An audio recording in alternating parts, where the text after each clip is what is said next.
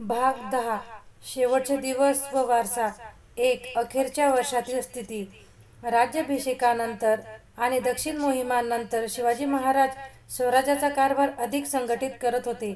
मुघल, आदिलशाही, पोर्तुगीज अशा तिन्ही सत्तांवर त्यांनी भक्कम दबाव आणला होता.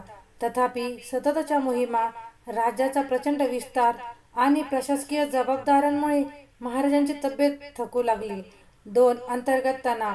त्या काळी दरबारात काही राजकीय तणावही होते. समर्थ रामदास स्वामींचा सल्ला, मंत्र्यांमधील स्पर्धा आणि कुटुंबातील मतभेद, विशेषतः संभाजी महाराज व सौ सोयराबाई यांच्यात, यामुळे दरबारात काही ताण निर्माण झाला. महाराजांना पुढील वारसाचा प्रश्न गंभीरपणे जाणवत होता. 3 प्रकृती बिघडणे. 1680च्या सुरुवातीला महाराजांना ताप आणि पचनाचे विकार झाले.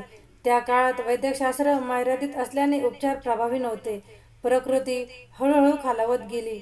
तरीही महाराज राज्याच्या किल्ल्यांची, सेनेची आणि प्रजेची चौकशी करत होते. 4 शेवटचा सल्ला. निधनाच्या काही दिवस आधी महाराजांनी मंत्र्यांना बोलावून स्वराज्याची एकता जपण्याचा सल्ला दिला. स्वराज्य हे माझ्या प्राणापेक्षा मोठं आहे, ते टिकवणं हाच खरा माझा स्मारक असेल, असा त्यांचा संदेश होता. 5 महान योद्ध्यांचा अंत. 3 एप्रिल 1680 रोजी रायगड किल्ल्यावर शिवाजी महाराजांनी शेवटचा श्वास घेतला. त्या बातमीने संपूर्ण महाराष्ट्र आणि स्वराज्यात शोककळा पसरली. किल्ल्यांवर तोफा सलामी देऊ लागल्या, रणशिंगे थांबली आणि प्रजेला आपले राजेचं अपार दुःख झालं. 6 संभाजी महाराजांचं गादीवर आरोहण. महाराजांच्या निधनानंतर अल्पावधीतच दरबारात सत्ता संघर्ष सुरू झाला. सोयराबाई, पुतळाबाई आणि त्यांच्या समर्थकांनी राजारामला गादीवर बसवण्याचा प्रयत्न केला, पण अखेरीस छत्रपती संभाजी महाराज गादीवर आरूढ झाले. त्यांनी स्वराज्याच्या रक्षणासाठी पुढील लढा चालू ठेवला. 7 शिवाजी महाराजांचा वारसा. स्वराज्याची संकल्पना. प्रजेच्या हितासाठी प्रजेचे राज्य ही कल्पना भारतात रुजवली. प्रशासनाची पद्धत. अष्टप्रधान मंडळ, किल्ल्यांची संघटित जाळे, कर पद्धतीतील सुधारणा, सैन्य संघटना, भूप्रदेशानुसार घोडदळ, पायदळ, नौदलाची निर्मिती, धार्मिक सहिष्णुता, सर्व धर्मातील प्रजेला समान वागणूक, प्रेरणादायी नेतृत्व, स्वतः पुढे राहून लढणारा नेता, भारतभर पसरलेली कीर्ती. शिवाजी महाराजांचे नाव केवळ महाराष्ट्रातच नाही तर राजस्थान, कर्नाटक, तामिळनाडू, बंगाल, पंजाबपर्यंत पोहोचले होते.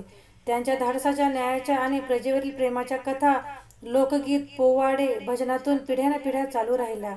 9 पुढील पिढ्यांवरचा प्रभाव. स्वातंत्र्य संग्रामातील नेत्यांनी लोकमान्य टिळक, महात्मा गांधी, नेताजी सुभाषचंद्र बोस शिवाजी महाराजांना प्रेरणेचा स्रोत मानले. शिवाजी महाराज हे स्वराज्य, शौर्य आणि स्वाभिमानाचे प्रतीक आहेत, ही भावना भारतीयांच्या मनात कायम राहिली. 10 अमर स्मारक. आजही महाराष्ट्रात आणि भारतात शिवाजी महाराजांची स्मारके, किल्ले, पुतळे आणि त्यांच्या नावाने चालणाऱ्या संस्था त्यांच्या कार्याची आठवण करून देतात. पण खरं स्मारक म्हणजे लोकांच्या हृदयात जिवंत असलेला राजा. जर ही कथा तुम्हाला आवडली असेल तर लाईक करा, सबस्क्राईब करा.